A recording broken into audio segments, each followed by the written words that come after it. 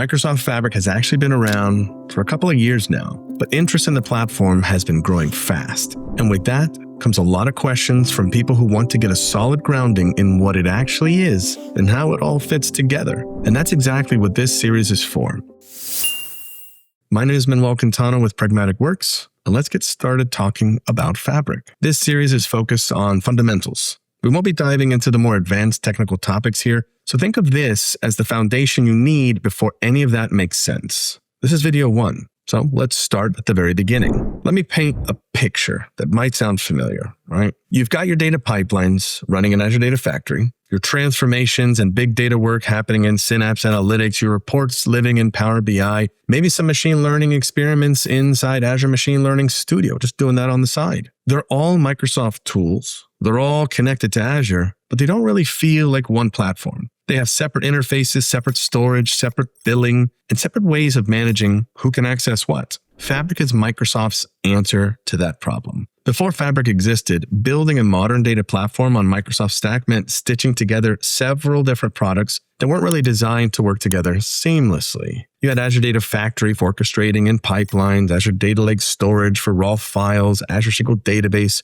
for more traditional relational database structure, and of course, Azure Synapse Analytics for big data and processing and SQL, right? Let's also, can't forget, Power BI for reporting. Each of these tools had its own identity system, its own cost model, and its own way of storing and accessing data.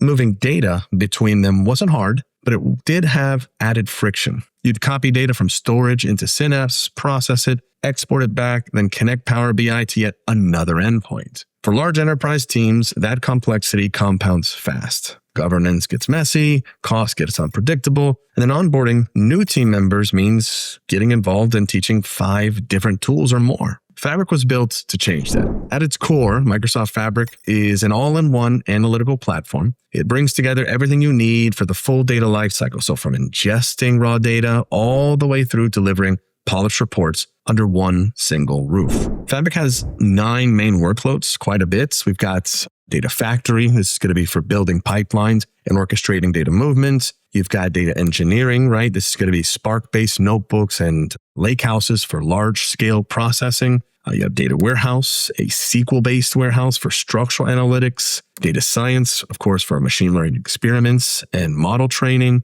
We then have real-time intelligence. That's more going to be focused on streaming and event-based analytics. Can't forget, of course, Power BI, reporting and business intelligence, and some of the newer elements, Fabric databases. It's meant to be like a fully managed operational database that's in Fabric.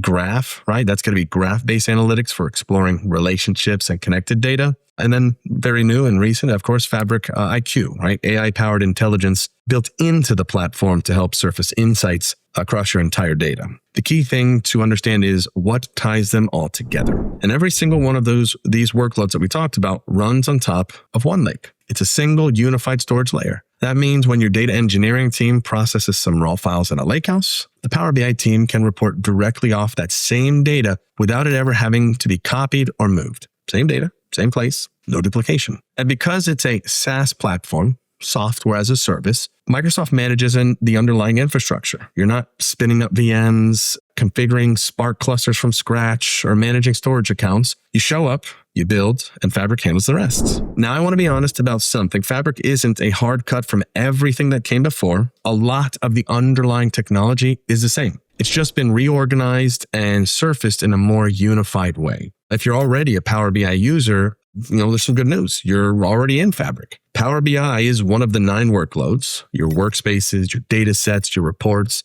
they're all part of the Fabric ecosystem. You might not have noticed the shift, but it happened. If you're a data engineer coming from Synapse Analytics, think of Fabric's data engineering workload as the evolved version of that, right? Notebooks, Spark, lakehouses, the concepts are familiar. The experience is just cleaner and more integrated. And if you've been using Azure Data Factory for pipelines, those same pipeline patterns exist in Fabric's Data Factory workload. Same activities, same connections, but now sitting right next to your lakehouse and warehouses in the same workspace. And actually, in some circumstances, Fabric Data Factory pipelines get extra activities compared to Azure Data Factory, which is pretty cool. The big shift isn't the technology, It's the integration. Everything's talking to everything over shared storage with shared governance. So when should you actually use Fabric, right? Let me go ahead and try to give you 3 scenarios where Fabric kind of seems like the clear winner here. First, you're starting from scratch. If you're building a data platform and don't have years of investment in another stack, Fabric is a strong choice. One platform, one billing model, one place to learn. Second, you're Power BI heavy. If your organization is already deep in Power BI and you want better, more scalable data engineering underneath it, Fabric is the natural next step. You're not switching tools, you're simply expanding what you're already in.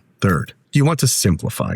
If your organization is managing 5 separate Azure services and the complexity is becoming a problem for governance, for cost, team onboarding, multitude of different reasons, Fabric gives you a path to consolidation. One honest caveat, if your organization is deeply invested in a different cloud, AWS, GCP, or you have highly specialized workloads that depend on tools Fabric just doesn't replicate, then a full migration may not make sense right now. I mean, Fabric is powerful, but it's also an ecosystem play. The more you're in the Microsoft world, the more the value compounds. This is this introductory video. We want to keep it nice and forward. So let's go ahead and recap. Microsoft Fabric is a unified analytics platform that brings together data engineering, data science, data warehousing, real-time analytics, and Power BI, all built on top of a single layer called OneLake. Instead of managing 5 separate tools with 5 separate billing models, you get one integrated platform where everything shares data and governance out of the box. That's very much a 30,000-foot view. In the next video, we're going to zoom in on the foundation that makes all of this possible. OneLake, what it actually is, how it's different from Azure Data Lake Storage, and why one copy of data is a bigger deal than it sounds. So if this was helpful, hit subscribe so you don't miss the rest of the series. As well, leave a comment around questions you might have around Fabric. This could be the seed for new videos in the series. There is a lot to cover here, and it gets more practical in the following videos. So I hope you enjoyed, and I'll see you in the next one.